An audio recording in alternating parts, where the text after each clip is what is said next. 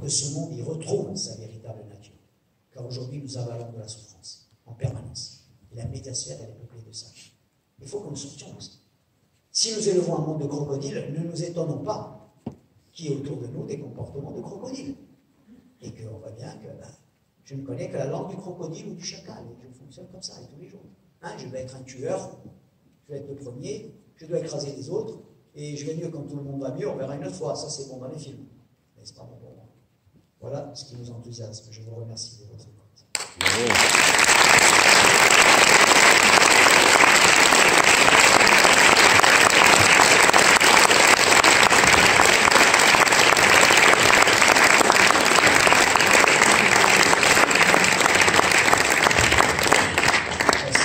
On peut avoir un petit moment d'échange, pas trop le mot débat parce qu'il n'y a pas vraiment les conditions et les circonstances du débat, mais plutôt l'enrichissement, la moitié de la vérité qui nous appartient à tous. C'est ça qui me semble vraiment, vraiment intéressant. Et si vous voulez donc agrémenter cela de vos réflexions, de vos questionnements, de vos doutes, de vos...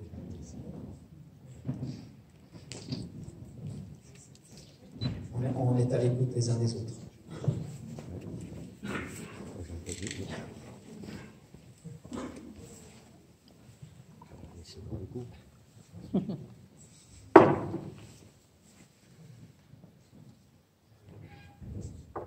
Et comment ça peut marcher quand le conflit est déjà ouvert? Quand le conflit est déjà ouvert, aujourd'hui, voyez, on essaie de générer chez ces enfants qui étaient là le choix la possibilité d'être médiateur. Pourquoi le monde souffre aujourd'hui? C'est qu'il n'y a plus de tiers. Je passe dehors, il y a deux mecs qui se battent, je ne les connais pas, je passe à côté. C'est pas mon problème. Et qu'on nous désapprend ce rôle de tiers qui est essentiel. Je sortais d'un lycée récemment dans une grande ville. C'est des anecdotes, mais vous allez voir, elles sont symptomatiques. J'entends des cris, je m'approche. Il y avait un groupe de jeunes filles qui étaient en cercle. Je mets ma tête, je me rends compte qu'il y en avait deux qui étaient dans le caniveau, la lèvre qui saignait et le nez qui saignait. J'ai dit, qu'est-ce qui se passe? Ah, monsieur, c'est une salope, regardez, elle dit qu'elle n'a pas envoyé les textos, regardez les textos qu'elle envoie à ma copine. Elle dit que c'est pas vrai. Ah, j'ai dit, mais j'en ai rien à foutre de tes textos. J'ai dit, mais là, dans 30 secondes, elles sont à l'hôpital toutes les deux. Vous savez ce que faisaient tous les autres? Mon film. Ok. Le contraire du courage, le contraire de la non-violence, ils ne l'ont pas inventé, c'est ce que la société fait tous les jours. Je ne fais plus tiers. Plus personne n'intervient. La peur, bien évidemment, on a bien raison d'avoir peur. Mais surtout, on perd la culture de l'empathie, les neurones miroirs, je ressens ce que tu ressens, etc. Ce danger, il est en train de grandir dans le monde. On le voit bien. Donc, s'il n'y a plus de tiers dans le conflit, ben, le conflit va s'enliser. Il va continuer. Ça va monter, ça va monter. Et œil pour œil, on va finir aveugle. Et donc, cette notion de tiers, elle est capitale. Pourquoi les taux de harcèlement augmentent dans les collèges et dans les lycées? Parce que le groupe est faible. Toi, tu ne parles pas parce que tu ne le connais pas. Toi, tu ne parles pas parce que tu as peur. Lui, il ne parle pas parce que ça ne le concerne pas. L'autre, il dit, j'en ai rien à foutre. L'autre, il... Et là, les chacals, ils se régalent. Ils trouvent une petite girafe, là. La pauvre petite girafe, tu vas voir ce qu'on va en faire. Hein. Et la pauvre, elle s'en sort plus. Quoi. Donc, le conflit s'enlise parce qu'il n'y a plus de tiers. Et le tiers crédible. Et donc, réapprendre cette notion-là qui est essentielle dans une société. J'ai quand même le courage de dire non, c'est pas possible ça, quoi. Ok, je ne peux pas accueillir tous les migrants chez moi, mais je peux quand même dire, merde, c'est quand même, ça fait souffrir, non, ça, non? De voir qu'il y a des gens qui, ok, et c'est cette capacité à s'indigner, à faire tiers, et c'est ça qu'on apprend dans la médiation. Donc ça, c'est possible. Et un village, il était apaisé, parce que moi, dans mon village, il y avait des padjéris, des faiseurs de paix. C'est-à-dire qu'avant d'aller voir le tribunal, l'avocat et le reste, il y avait des gens qui faisaient le tiers. Je racontais aujourd'hui une anecdote aux élèves. Il me dit, c'est un mec, il a fait le tiers sans le savoir. Il me dit, j'étais dans mon village, pour toi qu'il y a eu un conflit entre deux personnes, il me racontait ça. Alors je ne sais plus si c'était une histoire de barrière, vous savez, une histoire, mais ça avait pris des proportions incroyables. Qu'a fait le tiers? Il a dit, j'ai d'abord écouté l'un. J'ai dit, raconte-moi. Je ne te dis pas, il était dans une colère. Il m'a raconté une histoire. J'étais chez l'autre. Il a dit, raconte-moi. Il me raconte une toute autre histoire. Complètement différente. Mais il a formule. Puis je retourne chez l'autre. Je ne le juge pas. Je l'écoute. Dès que vous écoutez, vous désamorcez une bonne partie du conflit, parce que vous l'aidez à monter au 3e étage. Parler, c'est déjà formuler. Quand je parle, je ne frappe plus. Je suis obligé. Je monte à mon 3e niveau. Donc, je mets des mots. Et là, vous apaisez déjà, vous réglez le problème. Là, l'autre, il a dit un jour, il dit, mais toi, tu fais. Il m'a dit, je t'ai entendu en conférence, je te jure, maintenant, j'ai compris. Il dit, un jour, j'ai dit à un. Et pourquoi tu ne lui téléphonerais pas? Il dit, je vais téléphoner, espèce de. Tu rigoles ou quoi? C'est moi qui vais l'appeler. Non, mais attends. Bon. J'ai été chez l'autre, j'ai dit, pourquoi tu ne lui parlerais pas? Tu sais, peut-être il est prêt à. Ah, il dit, non, si tu veux, je l'appelle. Hein, pourquoi? Je n'ai pas de problème. Il n'a pas été cool avec moi, mais je veux bien l'appeler. Il a laissé comme ça. Il dit, je m'en suis plus occupé. Il avait juste émis cette idée-là. Il a dit, 6 mois après, je vois, j'étais parti sur le continent, je reviens, il a dit, je revois un des deux. Il me dit, oh, j'ai des problèmes. Il m'a dit, qu'est-ce que tu as? Ah, il me dit, je suis obligé de partir en Alsace, ma mère est fatiguée et tout. En plus, j'ai des animaux, alors, je ne sais pas. Et j'ai dit, alors comment tu vas t'organiser? Il m'a dit, non, c'est bon. C'est le voisin, je lui ai donné la clé de ma maison, c'est lui qui va se ranger. Oui, juste la médiation. Ils ne sont pas partis dans des trucs, et pourtant il y avait des colères. Et au début, les deux points de vue, vous dites, oh, là c'est absolu. Hein. Chacun est sincère. Hein, parce que lui, l'histoire, il a vécu comme ça. Et l'autre, il a vécu d'une autre manière. Et si vous êtes là, non pas pour être le médiateur, mais celui qui met de l'huile sur le feu, alors là, et puis tu sais ce qu'il m'a dit de toi. Il m'a dit qu'il était un. Ça monte. Après, il ne faut jamais dans un conflit vouloir humilier l'autre. Il faut toujours qu'il y ait une sortie honorable pour tout le monde. Car si je veux humilier l'autre, je n'en sortirai pas. Je dois proposer une sortie honorable à chacun. Mais regarde, appelle-le, au contraire, tu vas voir. Je suis sûr qu'il veut, tu verras, il fera le pas. Et ça marche. Donc c'est ça, je ne sais pas si je réponds à votre question. Dans le conflit, oui, mais les médiateurs, ils existent dans notre société. Oui, les médiateurs officiels. Pas dans la vie de tous les jours. Hein. Vous voyez, entre la Catalogne et l'Espagne, aujourd'hui, il est le médiateur. Et puis quand vous avez un problème entre deux lycées, j'étais dans un lycée récemment, il y avait eu un problème dans le lycée, il m'a dit, le proviseur, il me dit, vous savez ce qui s'est passé ce matin? Il y avait un problème entre deux élèves. Le père qui arrive, il rentre dans la cour de récré, il dit, où il est le petit Michael? Je vais lui régler moi son compte. Le père qui venait régler le compte à l'élève qui était en conflit avec sa fille. Vous imaginez un peu? Eh monsieur, non, attendez, ça ne se passe pas comme ça. Oh. C'est vous qui allez régler les comptes. Et il était précis, il le trouvait, je ne le dis pas. Donc le tiers, il a dit, je ne suis pas sûr qu'il existe. Le tiers n'existe plus par la peur, par le non-équipement, parce qu'on désapprend ça. Et puis on est dans une société en pièces détachées, donc moi je ne me mêle pas de vos affaires. Vous ne me mêlez pas des miennes, et là le chacal il se régale. Il va trouver sa petite girafe, là. Je vous jure qu'il va lui faire sa fête. Donc c'est un problème essentiel, parce que nos sociétés sont aujourd'hui, vous êtes beaucoup moins seul dans un village de 40 habitants que dans une métropole de 6 millions d'habitants, je vous signale. Exact. Vrai ou faux? Totalement. Vous avez le 15, vous appelez là. Oui, d'accord. C'est pour ça dans qu'on mon village même. Hein, c'est pour ça qu'on est en Corrèze. Sinon on sera à Toulouse. parce que vous avez encore un lien. Tout n'est pas parfait, bien évidemment. Tout n'est pas parfait. D'accord? Mais vous avez le lien entre les générations, par exemple.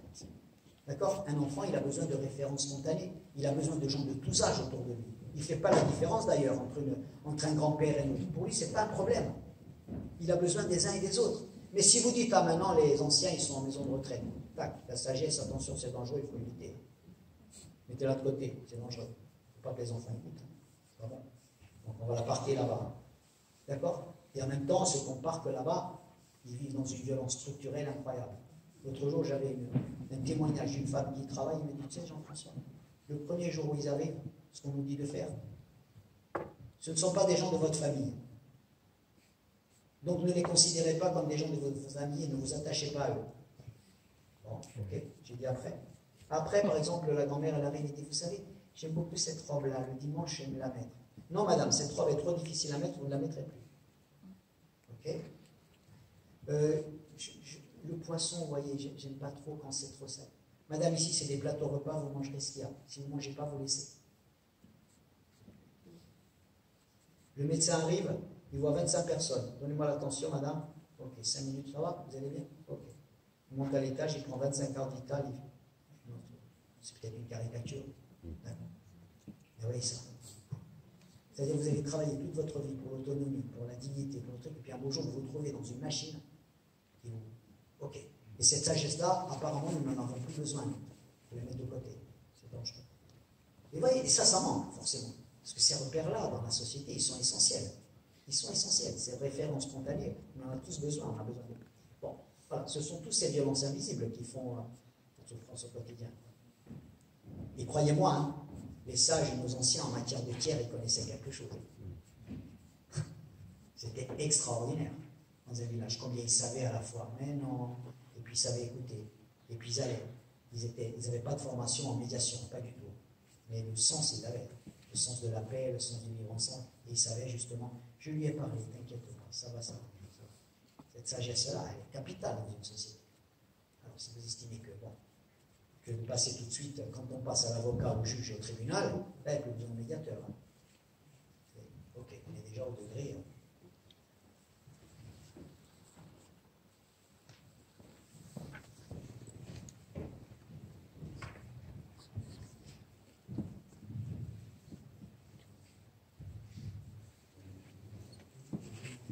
Allumez-le. Regardez, il y a un petit interrupteur.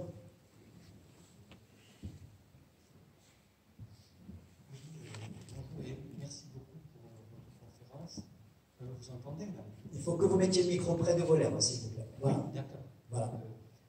Je vous remercie beaucoup. Bon, la violence et la non-violence, c'est un sujet qui est tellement vaste que, évidemment, en une heure, c'est impossible d'avoir tous les aspects, de même les tracer un petit peu.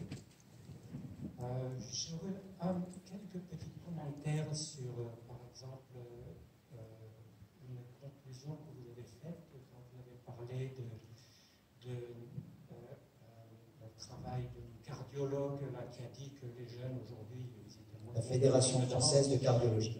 Oui, mais la conclusion que vous en avez faite est fausse. Oui. Il ne faut surtout pas se permettre sur un seul travail, qui n'est peut-être pas juste, si soi-même on l'a pas lu, et s'il n'a pas été confirmé par d'autres travaux. Voilà. Mais bon, ça, ce n'est... Bon, vous avez surtout aussi parlé beaucoup des contradictions qu'il y a, et je pense que même dans la non-violence, il y a beaucoup de contradictions. Entre autres, par exemple, quelle est la part que vous faites aux animaux qu'on tue pour manger, par exemple? Ça, je trouve que c'est une forme de violence. Probablement, pour vous, les non-violences, ce n'est pas une violence, mais je suis désolé, ça n'est une violence. Ensuite, bon, bien sûr, on pourrait en parler jusqu'à demain matin, mais il y a une forme de violence que je trouve, par exemple, à l'école, puisque votre conférence, en fait, s'adressait beaucoup aux écoliers ou aux écoles. Je trouve que c'est une violence institutionnalisée aux écoles, c'est les notes, par exemple, et la compétition et le prix d'excellence et les accessites et tout ça. C'est sûr que si on se retrouve à la fin, on est humilié. Je trouve, moi, que ce système de notes, c'est une forme de violence institutionnalisée. Bon, voilà, je ne veux pas prendre le micro plus. Mais c'est très bien. J'ai dit pas mal de choses. C'est très bien. Si j'étais chacal, je vous dirais, écoutez, la prochaine fois, vous ne me contredisez plus. Mais non, c'est très bien ce que vous dites. D'abord, je n'ai rien à défendre sur le rapport sur la capacité cardiovasculaire, mais je vous signale quand même que c'est un rapport qui émane de la Fédération française de cardiologie. Voilà, d'accord. Donc ce n'est pas un cardiologue. La Fédération française de cardiologie, c'est-à-dire c'est la fédération qui rassemble la globalité des cardiologues de France. Je ne suis pas bon. Ça, c'est la première chose. La deuxième chose, bien évidemment, que la violence sur les animaux, elle fait partie de là. Bien sûr. Ça me semble tellement évident. Ce rapport que nous entretenons aujourd'hui avec les animaux, c'est une violence incroyable. Je ne l'ai peut-être pas évoqué, je ne sais pas si j'en ai parlé, mais ça nous semble évident. Quoi. La violence qu'on fait souvent, on mange de la souffrance. Hein, on élève des porcs dans des de manière centralisée, on leur donne des antibiotiques, des antidépresseurs, on leur donne et on mange des antibiotiques et des antidépresseurs, donc forcément c'est bon. Oui, bien sûr, bien sûr. Bon. Pour avoir grandi dans un village, vous savez, j'ai appris que les bergers, ce qu'ils ont le plus mal à faire, le plus de mal à faire, c'est tuer leurs calories en fin d'année. C'est des gestes qu'ils ne veulent pas faire. Ils appellent un collègue. Ils ne le font pas. Et je peux vous dire que je vois en allant beaucoup voir des bergers, je vois des comportements d'un sens de la maternité, de la paternité entre le berger et les animaux incroyables. Parce que ce ne sont pas des animaux de compagnie, ce sont des compagnons de route. L'animal, c'est comme voilà. Et je vois des hommes qui se lèvent à 2 heures du matin parce que la truie va mettre bas et qu'il faut monter, essuyer les petits porcelets qui dans le froid. Bon. Je le vois de mes yeux, ça. Chez les paysans, c'est comme ça, le rapport. Je me signale d'ailleurs que dans l'habitat insulaire et dans l'habitat rural, avant, les animaux, et je suppose qu'ici ça devait être pareil, les animaux étaient au rez-de-chaussée des maisons. Et la question que se posaient tous les paysans avant de fermer les portes, c'était toujours tutti gli animali sono rientrati, est-ce que tous les animaux sont rentrés? Et l'humanité, hein, quelle force. Ensuite, sur les notes et la compétition, vous avez raison, ce sont des discours critiques qu'on entend très souvent. Quand vous allez en Allemagne, ça choque énormément les enseignants allemands de voir comment justement on favorise les notes et la compétition. Parce qu'effectivement, quand je dis à monsieur, ben, vous avez 2 en maths, comme la dernière fois, ça continue. Quelle émotion il met derrière ça, lui, devant tout le monde? La remise publique des notes. Quelle émotion? Qu'est-ce que ça fait dans sa tête? Tu as 2 comme ton frère, vous êtes tous pareils dans la famille. Hein. Alors c'est une caricature. Mais les notes, la compétition, etc., vous avez raison que ça nous conditionne d'une certaine manière et que ce n'est pas toujours très très positif. Et d'un point de vue de l'intelligence émotionnelle, remettre des notes publiquement avec quelquefois un commentaire, ça fait des dégâts. Ça c'est sûr. Je ne sais pas si j'ai répondu, mais merci pour votre contribution, cher ami. Oui.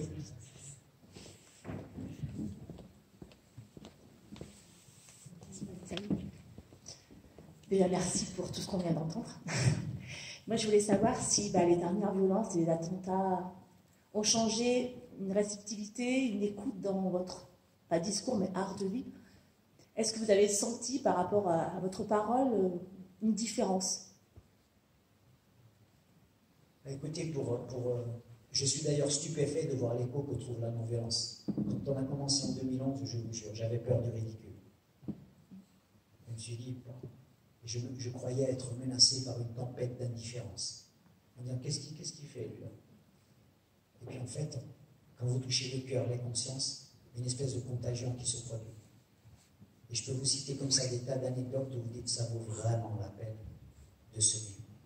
Parce que vous convertissez, parce que vous changez, parce que vous équipez pour la vie. Donc forcément, bien sûr qu'on a en face de nous des actes qui tous les jours peuvent nous affliger. Hein. Ok, mais il n'y a pas que la désolation qui se soulève dans ce monde. Il n'y a pas que la violence qui se soulève.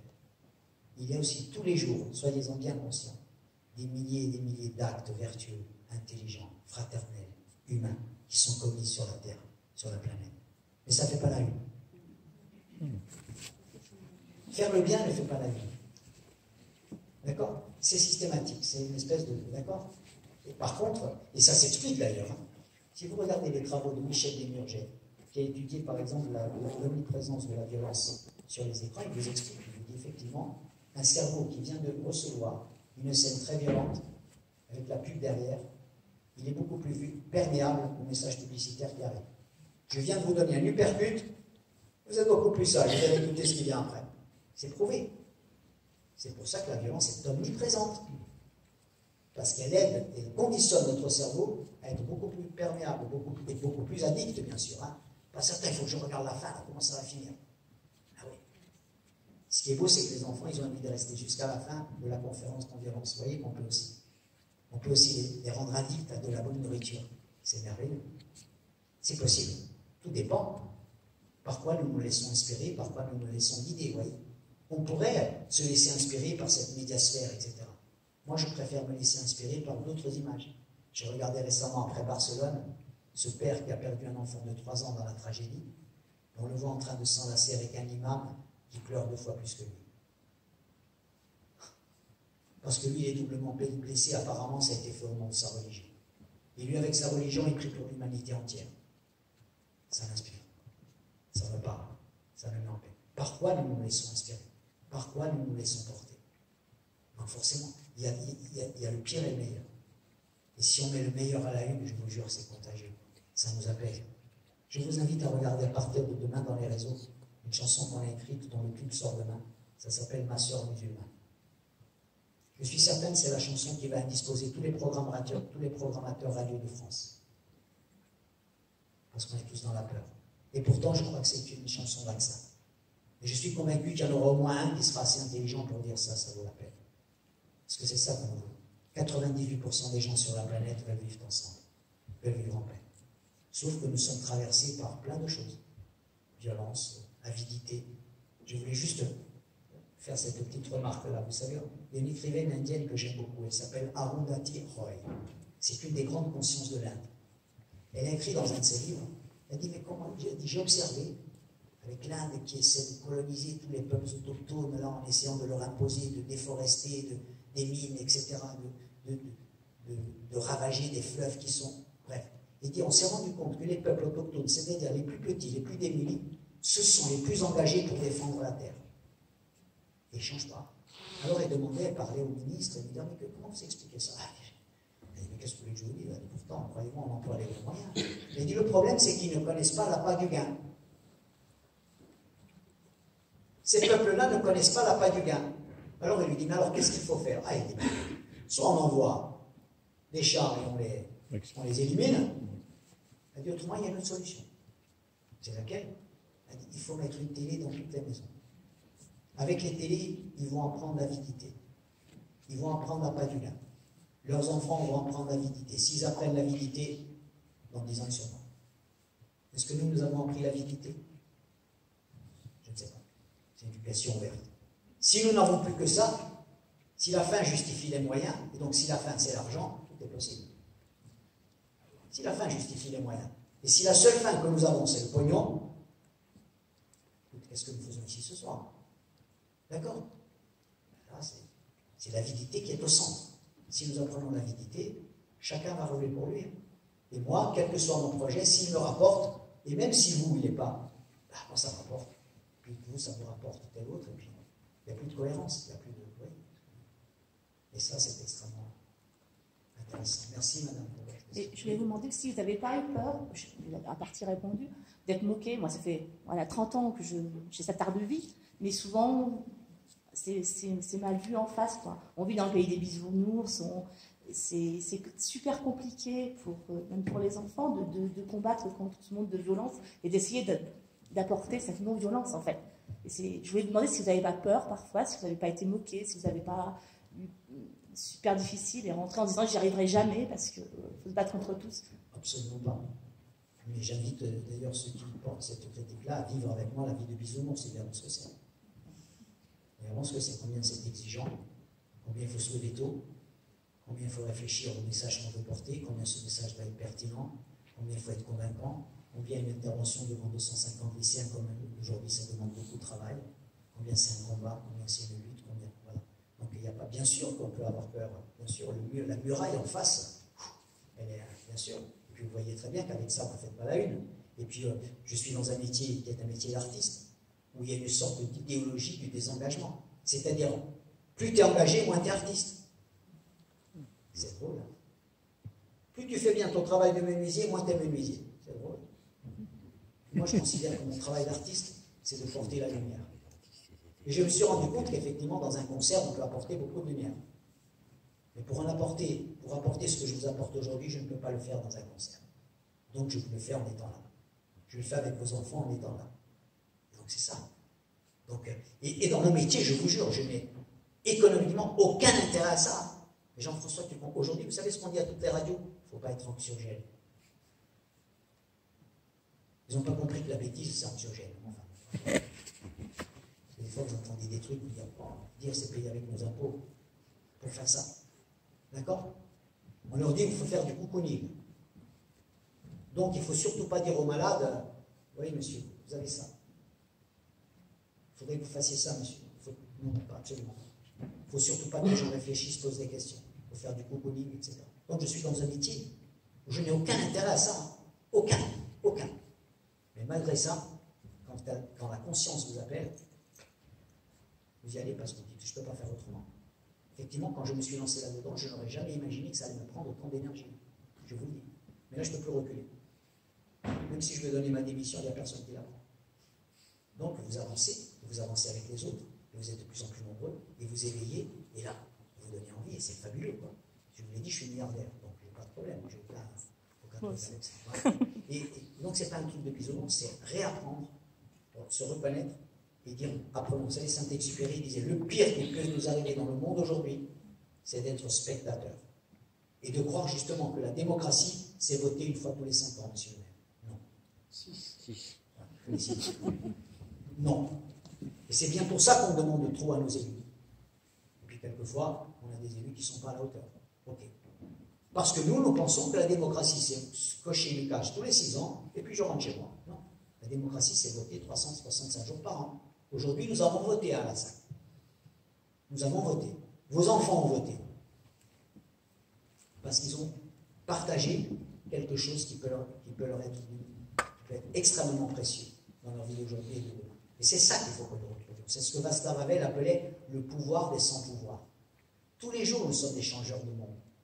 Dans ma manière de consommer, d'être, de parler, de dire ce soir, je consacre 2 heures de mon temps, plutôt qu'à regarder le feuilleton que j'ai regardé, à venir là, à partager. Et je ressors un peu plus, tiens, j'étais pas d'accord avec tout, mais peu importe, justement, mon ami. Mais ça me fait réfléchir, tiens. Et puis je me dis, demain, moi, qu'est-ce que je peux faire à ma place? Et demain, c'est peut-être quelqu'un qui est parmi vous là, qui va dire, mais il faut que vous veniez dans mon lycée, il faut que vous veniez parler à tel temps. C'est ça qui est fantastique. Et quand vous avez ce mouvement de relation, qui pousse d'en bas, c'est plus fort qu'un décret de loi. Il y a des tas de décrets de loi qui ont été votés, qui ne sont jamais appliqués. D'accord? Sur l'égalité homme-femme, il y a toutes les lois qu'il faut. Par contre, dans l'égalité réelle, il y a encore du boulot. D'accord? Ben voyez, c'est ça. Par contre, quand ça pousse d'en bas, c'est irrésistible. Parce que ça fait du bien et que tous les uns les autres nous en attendent. Et c'est ça le propre d'un mouvement non violent. C'est le peuple. C'est ensemble. Alors c'est imparable. Donc à nous de le vouloir. Merci beaucoup. Merci beaucoup.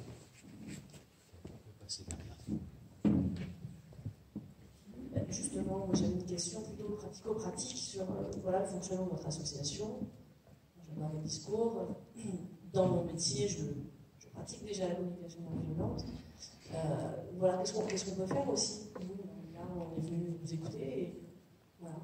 J'ai compris que vous organisez des formations sur la communication non violente, vous apprenez des conférences, vous vous déplacez beaucoup. J'imagine que vous avez besoin de relais, vous avez besoin de gens qui font ça aussi. Qu'est-ce qu'on peut faire? Bien, ça s'apprend, c'est vrai pour tout le monde.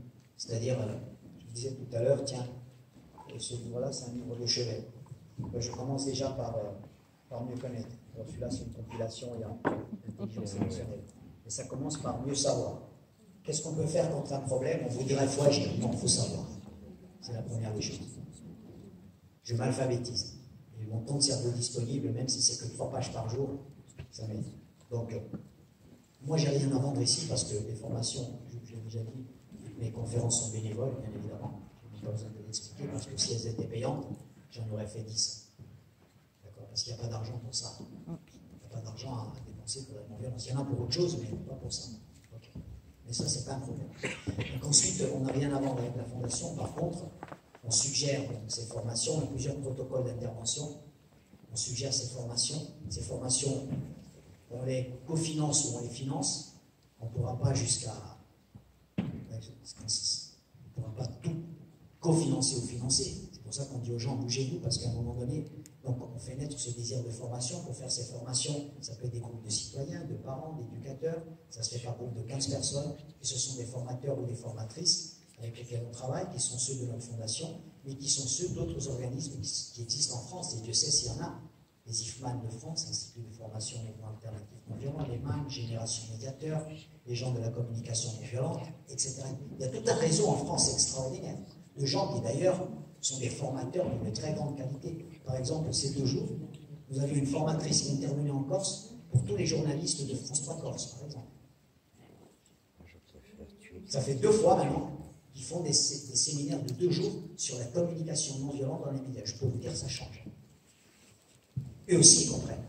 Ils ont une responsabilité. Donc voilà, vous pouvez donc soit suggérer de dire, tiens, c'est des conférences que j'ai envie d'eux, c'est des formations que j'ai envie d'initier, j'ai envie de dire, tiens, et si on faisait un petit festival sur les documentaires sur la non-violence, ou une projection de films, ou dans un lycée ou autre, créer des petits trucs où on butine, où on dit, tiens, ça, et si je m'associe à telle ou telle démarche, ou tiens, ou si je m'intéressais à telle ou telle pétition, par exemple, qui circule aujourd'hui sur le glyphosate, hein, il y a une pétition qui circule, et c'est tous ces petits pas-là qui, à un moment donné, vous donnent une cohérence, et vous dites, là, là, ou là, je peux agir. Donc vous êtes appelé à être avec votre conscience, parce que je ne vais pas vous ici aucune consigne, mais dire, qu'est-ce que je peux moi générer? L'université de Neuchâtel en Suisse a aujourd'hui organisé, il y a quelques mois, une journée entière dédiée à la non-violence avec tous les enseignants qui ont participé. C'est-à-dire, ceux qui faisaient de l'anthropologie, ils ont abordé la non-violence par le biais de l'anthropologie, les autres par la littérature, par l'histoire. Et vous savez comment ça a commencé? Comme ce soir. Un soir, il y a une femme qui est là et qui dit, moi je travaille dans une université, qu'est-ce que je pourrais faire? J'ai dit, c'est génial, qu'est-ce que vous faites? Je suis secrétaire. Ah, j'ai dit, alors parlons d'une journée à l'université. Pourquoi on pourrait? Elle est rentrée, s'est mise au boulot. Au bout de 4 mois, c'était fisté. Moi j'ai été, etc. Oui, c'est rien. Dire moi après, comment? Parce que ce qui nous intéresse quand on se passionne pour les solutions, c'est de dire moi quel est le petit pas que je peux faire. Bien aujourd'hui, voilà. Aujourd'hui, il y a peut-être des enfants qui sont en train de se poser la même question. Qu'est-ce que je peux faire? J'ai dit, ben, faites un match de foot, pour la non-violence. Courez pour la non-violence à Alassac. Faites un club girafe. Et puis vous allez voir comme c'est contagieux.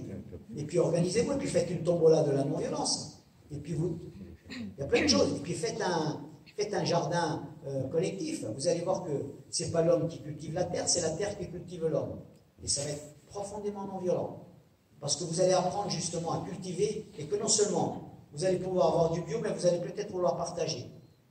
On a des exemples qu'on fait avec des écoles, vous savez, des enfants, des SECPA et tout ça. Ils font le jardin et le samedi matin, ils vont partager les pommes de terre avec les gens. Et si vous savez comme ils sont heureux. Juste pour ça. Ils partent avec leurs 4 cageaux de pommes de terre et disons les pommes de terre c'est gratuit. On les a plantées, on les trouve. Et ils se reconnaissent. Il y en a qui disent, moi je veux être jardinier maintenant. J'ai compris maintenant. C'est fantastique. Au début, qui voyaient une pioche, c'était non, mais c'est possible. Et d'ailleurs, tu es en train de, là, tu es en train vraiment de devenir un des sauveurs de la planète, parce que produire ce qu'on mange, c'est essentiel. Je signale qu'à Cuba, à la Havane, les gens ne pouvaient plus manger de fruits et de légumes parce que c'est trop cher. Aujourd'hui, ils sont devenus les premiers producteurs de nourriture biologique. À Rome, la municipalité de Rome, vous connaissez peut-être le concept des villes en transition, qui est extraordinaire. À Rome, la municipalité a réquisitionné tous les terrains aux alentours en disant aux démunis, aux SDF, vous allez cultiver, vous allez planter. Et maintenant, ils disent, avant, on allait dans le supermarché, on était obligé d'acheter les produits bas de gamme. Il a dit, maintenant, on mange bio et en plus, on partage, on donne aux autres. C'est pas génial. Retrouver notre capacité à produire. Ça semble rien, hein. Mais le village, il était heureux parce qu'il avait ça. Je produis ce que je mange. Et déjà, avec ça, il n'y a personne qui est dans la rue et qui crie famine. C'est quand même pas mal, non? Et vous voyez, donc c'est toutes ces initiatives-là, par la terre, par l'écologie, par le sport, par le... On peut tout mêler, quoi. C'est quoi un match de foot non violent? Les enfants, on ne peut pas imaginer le match de foot avec des règles un peu plus non violentes. Ah oui, c'est génial. Alors, et là, ils ont plein d'idées. Hein. Il suffit juste d'éveiller leur truc et de dire, allez, on va faire... On va lui donner un truc, on va l'appeler comme ça, on va médiatiser. Ça va même intéresser les médias. Vous allez voir. Ça donne envie, quoi. Donc, toutes ces petites initiatives, elles doivent foisonner. Et après, et là, vous semez la graine et vous la semez en permanence. Et c'est un travail d'éducation permanente. Et notre boussole, elle s'ajuste avec ça, avec cette préoccupation-là. Car la non-violence, elle doit se mêler de la réalité. Hein. Ce n'est pas des causeries avec un petit tiroir là, pour apprendre à être sale. Non. Et ce n'est pas uniquement Rosa Parks et Martin Luther King. C'est aujourd'hui. Je vais les questionner. C'est aujourd'hui. Je ne sais pas si j'ai répondu un jour. Mais en tout cas, si vous nous contactez, si vous avez des souhaits de formation, avec la Fondation, on vous répondra toujours. Et on peut faire des petits miracles, je vous jure. Jean-François, je te propose qu'on continue un petit échange au cours de l'amitié, si tu veux. Je sais que tu as une journée longue aujourd'hui, que demain il y en a une autre. Et je pense que ça sera tout aussi sympathique. On vous a proposé à manger alors.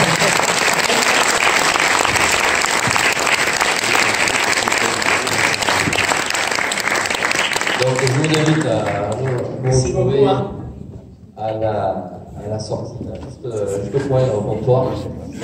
Et merci encore à toi. Merci à tous. Merci à tous. Je voudrais juste, j'ai oublié un petit remerciement à tous ceux qui m'ont aidé par leurs gestes à l'école, porter des affiches. Et ça, c'est un aide précieux et c'est ce qui fait qu'on est là ce soir. Merci beaucoup et à tout à l'heure. De nouveau, oui. Toujours autant. Ouais, franchement.